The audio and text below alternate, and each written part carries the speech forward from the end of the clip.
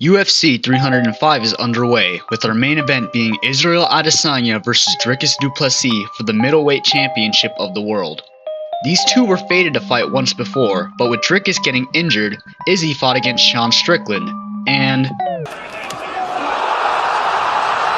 But despite this loss, Adesanya looked to improve, and I'm sure he handled his loss like a man.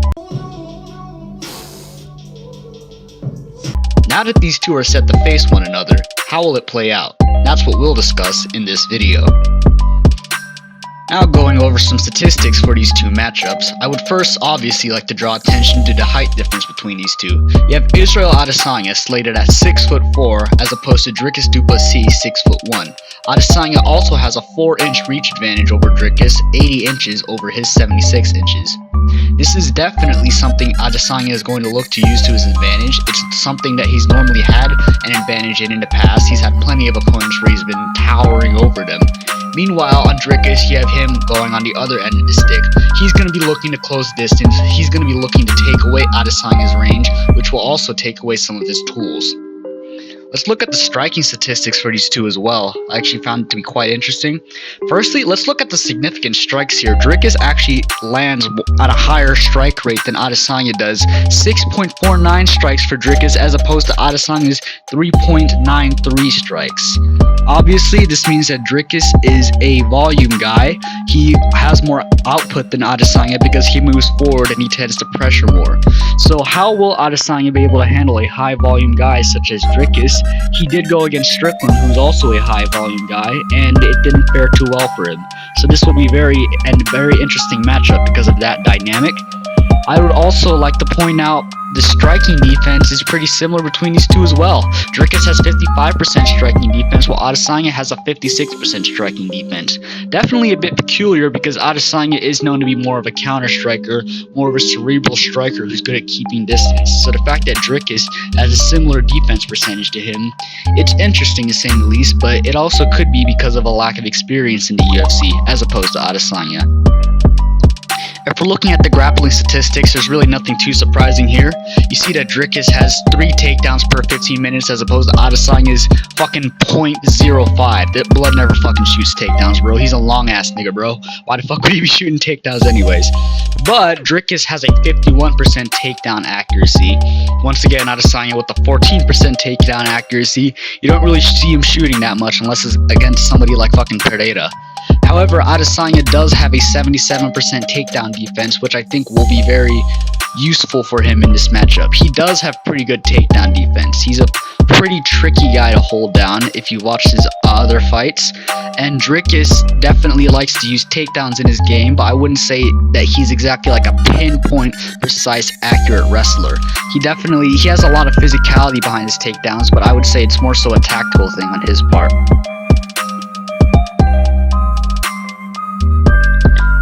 Although I do believe I saw a statistic as well that said Dricus Duplessis had, here, it says he has a 0.8 submission average per 15 minutes. Pretty surprising. I mean, he's a fairly good grappler. He did submit Darren Till, so he definitely does have some submissions on his record. He does threaten him from time to time, but statistically speaking, it doesn't really look like something that he focuses too much on. Now we're going to be going into the strengths and weaknesses of these guys, starting with Dricus Duplessis. The biggest strength Dricus Duplessis has is obviously his physicality. He's very durable, he can take pretty good shots, he's very explosive as well. He has a pretty explosive double leg, he has some explosive snappy body shots, some body kicks as well. He also has some solid power in his hands that goes along with his awkward striking. And on top of that, he's just a physical big middleweight, bro. I mean, if you've seen pictures of this dude, he looks absolutely jacked. I really want to know what this dude is cycling on. You didn't hear it from me though, but yeah, he's a very big physical specimen, and his physicality is something that he looks to use to his advantage at 185. Secondly, he has very awkward and unorthodox striking. He has weird combinations. He has like this interesting blitz combination that he throws, where he like runs at you using his physicality and his size and just like throws some crazy ass freaking shots. Like he'll throw like 2-1 punch combinations. He'll switch stances while he's throwing the punch combinations. He has some very interesting combinations, and he fully commits to them as well, which goes in hand with his size. He fully commits to them because he's pretty confident in the fact that he could knock you out cold with them shits. So when he's throwing combinations, you best get out of the way like a fucking matador, because this dude's looking to take your head off. And on top of that, he has unusual combinations that come at awkward angles as well, so it can be a bit harder for the orthodox striker to deal with. Thirdly, I feel like this is kind of something that's quite apparent with every grappler MMA fighter out there. His grappling is one of his strengths as well. He did say that he started judo at a very young age and had his older brothers there to teach him, moving on to wrestling later on, and it definitely looks to have helped him in the UFC. He's mixed some takedowns into his fights as well. He's won rounds because of takedowns. He has some very physical grappling. I feel like this is something that I keep mentioning because it's just, whenever you look at Dricus Duplessis, even just with the meme that I have posted up, the guy's a fucking Chad, bro. He doesn't really give a fuck about how technical your striking is. He doesn't care about how cerebral you are and how you're gonna be out here trying to outpoint him and shit like that. The guy runs at you and tries to take you out, bro. He uses his size. He's basically just like a bulldozer, and he's hoping to just plow through whatever the fuck is in his way. Whether it's with the striking, whether it's with the grappling, that's what he wants to do. He has awkward striking, and he has very interesting grappling as well, and his physicality, just how big he is, how explosive he is, how strong he is, all of that amplifies what he already has. Of course, he does have weaknesses, just like any other human being. We will go to those right now. Firstly, he does tend to leave his head and his body open, especially while throwing. I would say a perfect example of this would be the Strickland fight, where Dricus did have some trouble against Strickland because he couldn't hold him down. He was able to take him down, but he wasn't able to hold him down for a long period of time, which led to it being a striking match. And especially in the first round, Strickland was hitting him with that jab. He was lighting up Dricus's eye. He was also hitting him with some good teeps to the body as well. I think sometimes when Dricus shells up to protect his head, he leaves his body exposed.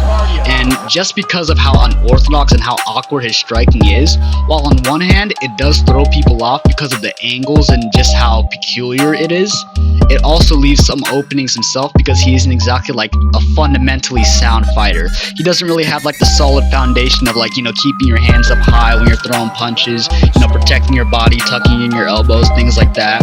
He goes in there and he tries to fucking take you out, dude. Like he's almost a bit like he's an unusual person to say, because he's a bit like a brawler while also being technical as well. His team is very good at formulating game plans for him, so I think that he's a good fighter tactically. His technique is just what really needs some work. Secondly, he does tend to overextend in his combos, and once again, a perfect example of this would be Strickland. When he was fighting against Strickland, he was utilizing that blitz tactic a lot, where he rushes in and throws a bunch of punches. And if you're paying attention to where his hands are, he drops his hands, he tends to leave himself open, goes back to his first weakness. His defense isn't exactly the most fundamentally sound, and that is all quite apparent when he's overextending and throwing those wild-ass powerful blitz combinations, which he hasn't really been able to be completely punished for it just because of how big and strong he is, but it's still a weakness regardless, and that goes into his third weakness, which is that he's over-reliant on his durability and his strength. Once again, I give you the picture right here as a fucking reference. He can take some shots, he can take some damage, especially since he got his nose fixed. He definitely amended a lot of people's doubts in regards to whether or not he was able to go the full 25 minutes in a 5-round fight. He went all 5 rounds against Strickland. He did reasonably good, but I think that because of how sloppy his technique is, he relies once again on his physicality, his most apparent trait. It's really the big thing that sets him apart from all these other middleweights, but I think that he tends to once again over rely on it. I think that if he goes against somebody with a bit more pop in their punches, somebody who's capable of dealing more damage, then those openings he has in his striking will definitely be exploited. Going into keys to victory for Dricus Duplessis, First and foremost, obviously, you got to put Adesanya on the back foot. This was clearly seen with his last fight against Sean Strickland. Adesanya doesn't exactly do the best against opponents that are constantly moving forward. Guys that are constantly taking away his distance, that are constantly taking away some of his best tools. Fucking the jab, the low kick, fucking him shuffling his drop step backwards. You know, he isn't really able to use those to its full effect when he has somebody that's taking that away from him all the time. And putting him into close range as well will also make the strength advantage between the two more apparent as well, I believe, because in there, you know, you're going to be using more close range attacks. You're going to be using some grappling, some clinching. That's definitely going to be a setting that favors the more physical, stronger, athletic fighter. Secondly, this is obvious for grappling MMA-based fighters. Mix the grappling in with the striking. It's obvious if you have it in your arsenal. I mean, it gives Adesanya more threats to worry about, and even then, I mean, Dricus does have some fucking awkward but powerful overhands. You know, faking a takedown, going for a level change could cause Adesanya to drop his hands and set up a nice, strong, big, awkward, meaty hook. Rip Lucas Tracy. I can't believe the guy's fucking quitting, bro. I think he'll be back, hopefully. But faking a takedown could set up a big, meaty hook. It could set up one of those awkward overhands Dricus likes to throw. And as I said before, it gives Adesanya more threats to worry about.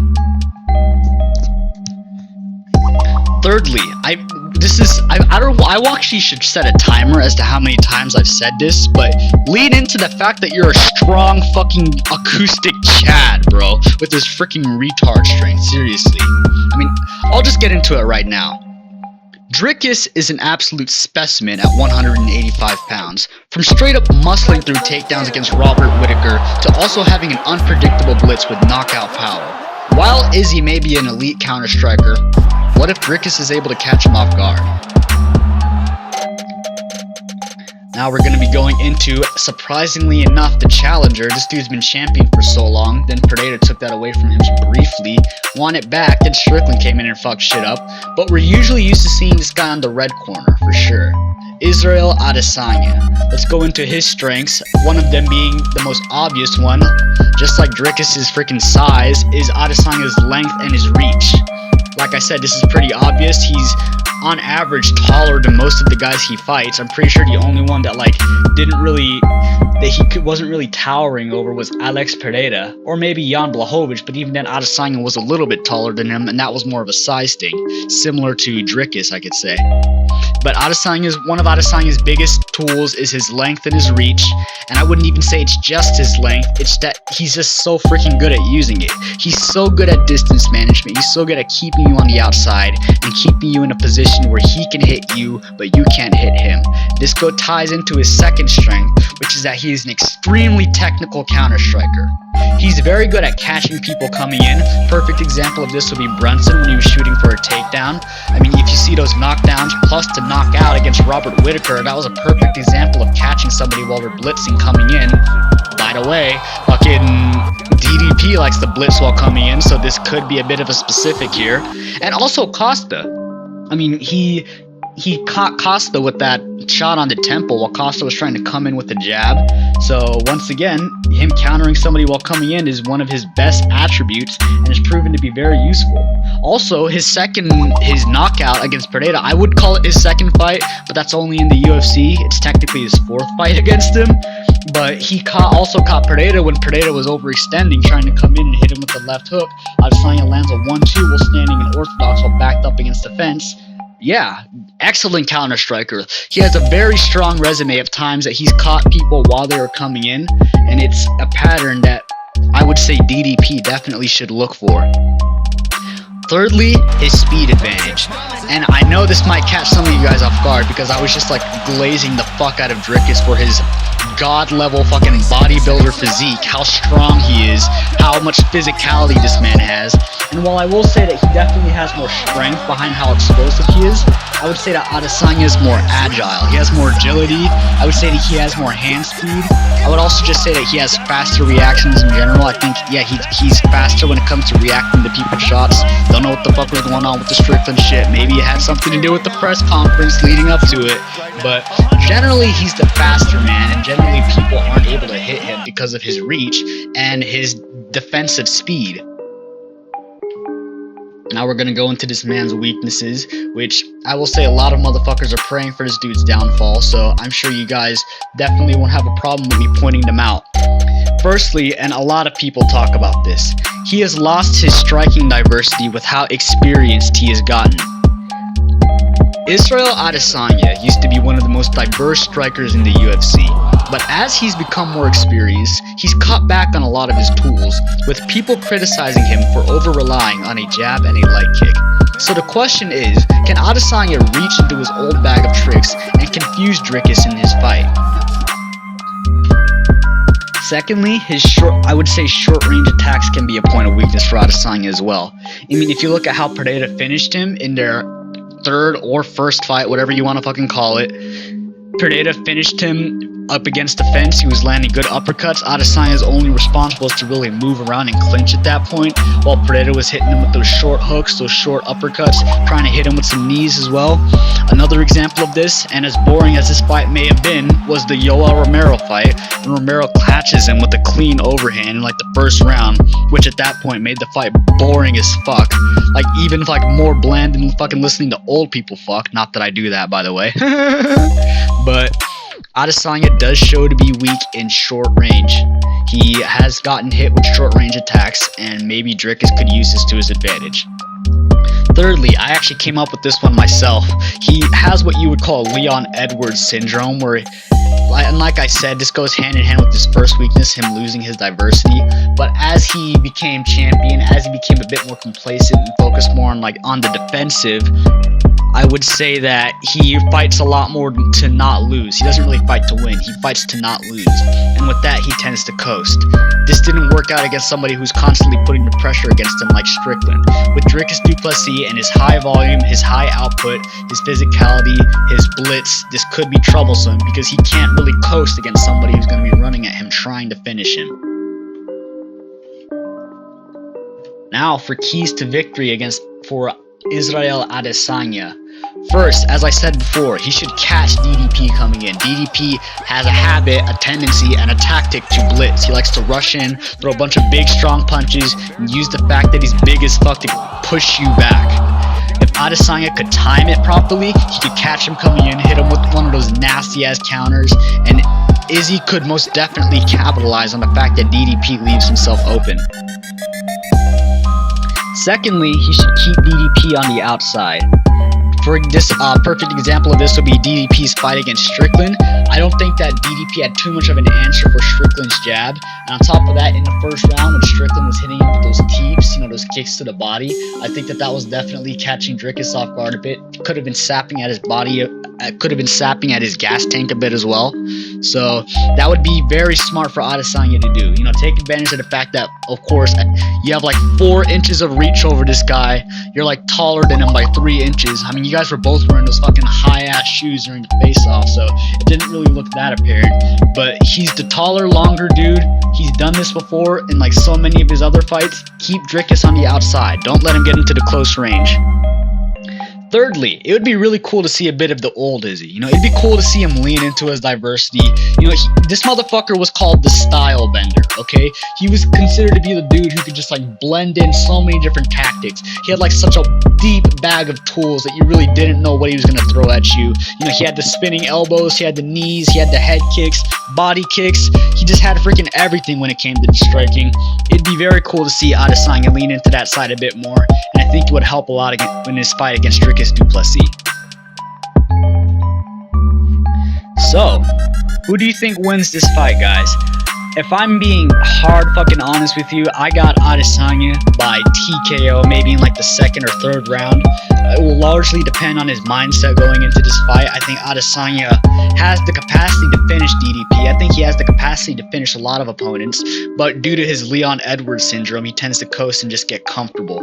He cannot do that against DDP. DDP's a very hungry guy. He really wants to prove himself to his country and to himself as well.